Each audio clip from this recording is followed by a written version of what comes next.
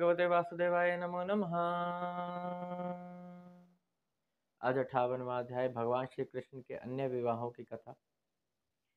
सुखदेव जी कहते हैं कि श्री कृष्ण को जब यह बात पता लगती है कि पांडव जले नहीं थे, वह बच गए थे सभी के सभी, तो वह उनसे मिलने के लिए वहां जाते हैं। इससे पहले एक कथा बताई गई थी जो कि पिछला अध्याय था, जिसमें शतधन्वा का उद्धार हुआ था। उस कथा में सुखदेव जी एक बात और कहते हैं कि जो श्रद्धा पूर्वक इसका स्मरण करता है, जो इसको सुनता है या जो इसका गान करता है, उसकी समस्त पाप राशि नष्ट हो जाती है। यदि उसके ऊपर किसी भी प्रकार का, कहीं भी किसी भी प्रकार से वो निर्दोष है, फिर भी कलंक लगा हुआ है उसके ऊपर, तो वह कलंक दूर हो जाता है। यह उनके वचनों में शक्ति है। अब इस अध्याय में बात करते हैं कि श्री कृष्ण अब हस्तिनापुर की ओर जाते हैं, वहाँ पांडवों से मिलते हैं, बहुत ही प्रसन्न होते हैं।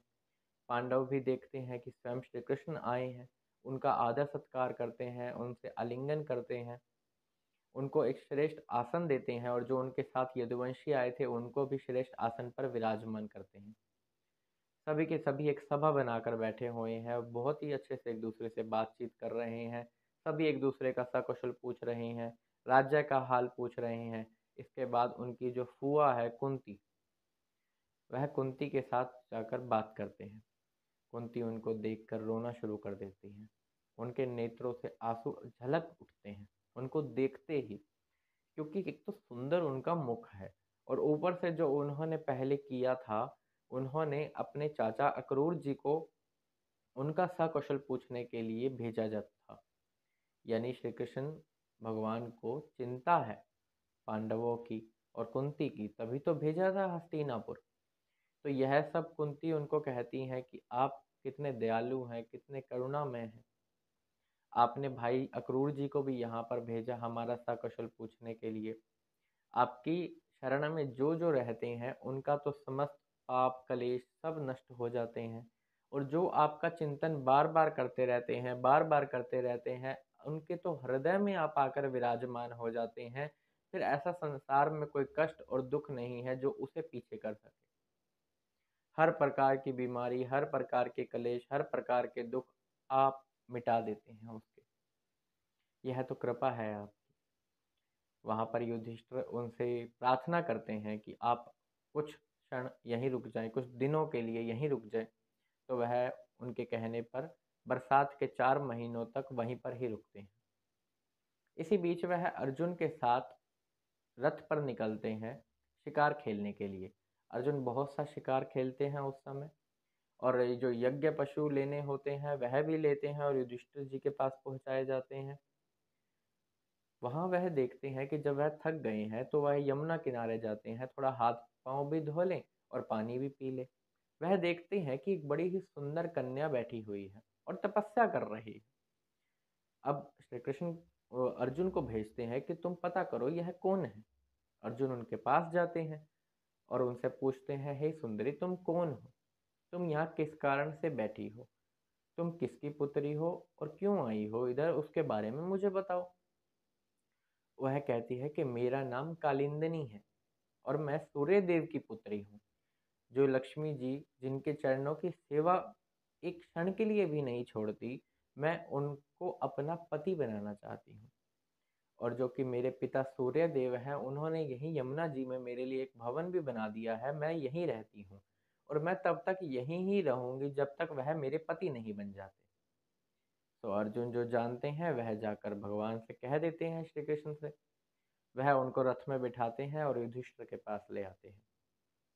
अर्जुन युधिष्ठिर आदि पांडवों के प्रार्थना करने पर और उनका जैसा आवेदन होता है, जैसा वह चाहते हैं, तो भगवान श्री कृष्ण विश्वकर्मा के द्वारा एक बहुत ही अद्भुत नगर उनके लिए बना देते हैं। इसी बीच अग्निदेव को भी वह प्रसन्न करते हैं, जो खांडव वन था वह देकर। जब खांडव दहा हुआ था तो वहां पर मैं दानव की जान बचाई थी अर्जुन ने। तो उन्होंने एक सभा का निर्माण किया था कि जल में स्थल और स्थल में जल। यह चीज दुर्योधन को जो दिखी थी वह मैं दानव की माया की वजह से ही था। जो सभा बनाई गई थी खांडव दह में मैं दानव को बचाने के लिए, जो कि अर्जुन ने बचाया था। इसके बाद वह उनसे अनुमति लेकर, उनका अनुमोदन करके वहाँ से निकल जाते हैं। उनसे अनुमति लेकर सभी बहुत प्रसन्न हैं।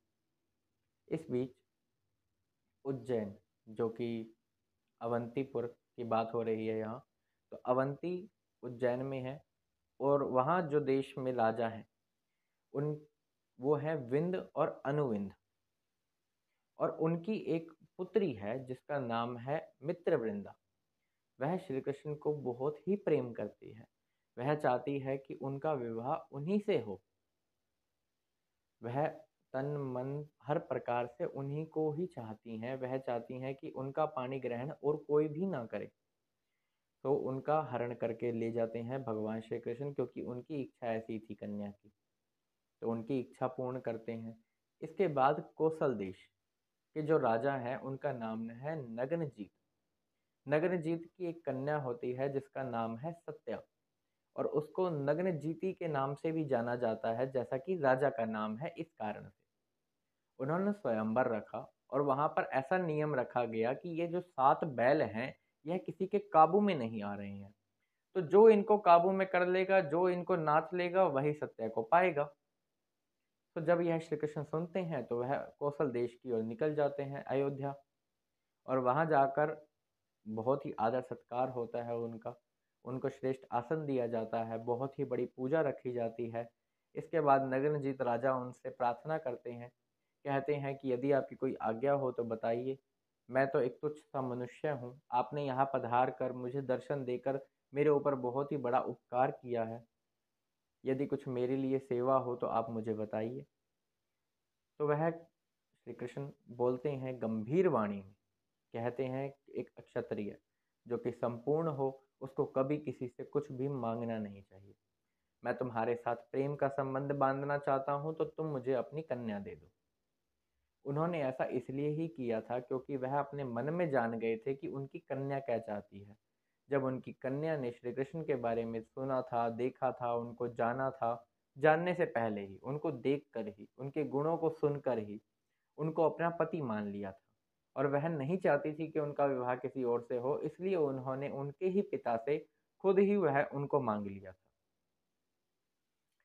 प्रसन्न होते हैं, कहते हैं कि आपके जैसा श्रेष्ठ वर तो कहीं भी नहीं है मेरी कन्या के लिए।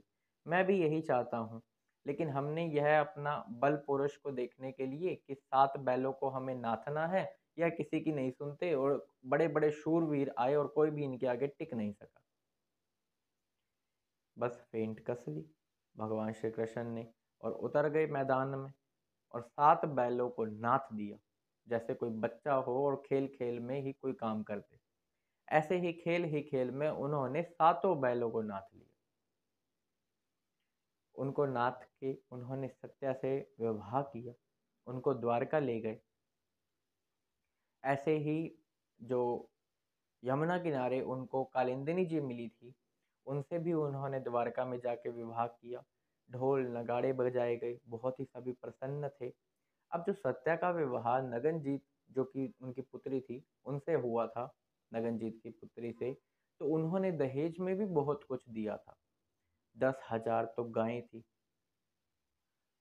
3,000 नव युवती दासियां थी, 9,000 हाथी थे, 9 लाख रथ थे, 9 करोड़ घोड़े थे, और 9 अरब सेवक थे, जो कि दहेज में दिए गए थे नगनजीत के द्वारा। यह सब दहेज के साथ वह द्वारका की ओर निकल जाते हैं।